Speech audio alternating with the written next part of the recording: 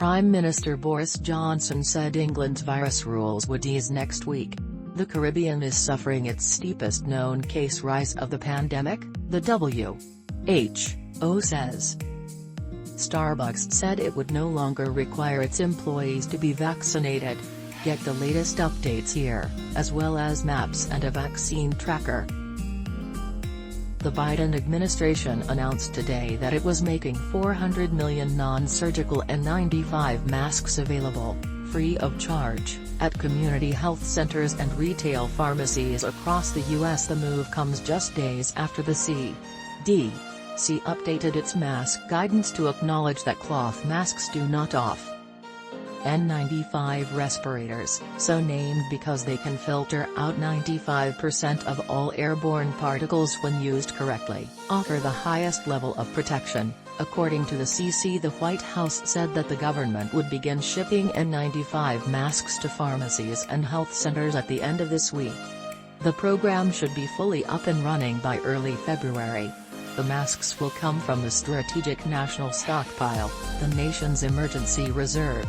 The stockpile was badly depleted at the outset of the pandemic, leaving healthcare workers without personal protective gear essential to fighting the first wave of the coronavirus. As late as December 2020, the U.S. was still facing alarming shortages of personal protective gear.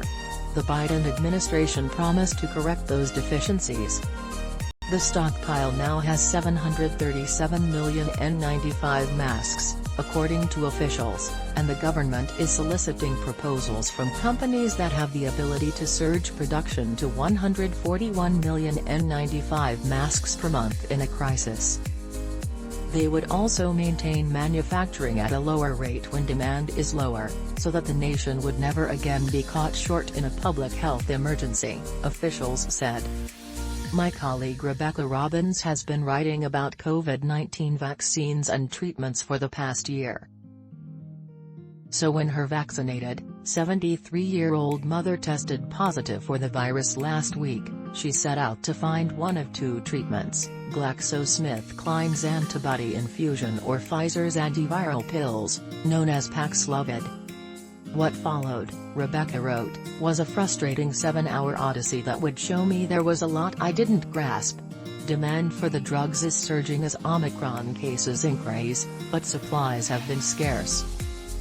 Rebecca was also racing against time. The treatments work best when taken soon after contracting the virus.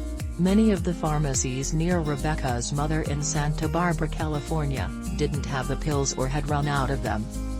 When Rebecca finally found one that did carry Paxlovid, she ran into more hurdles when trying to get her mother a prescription.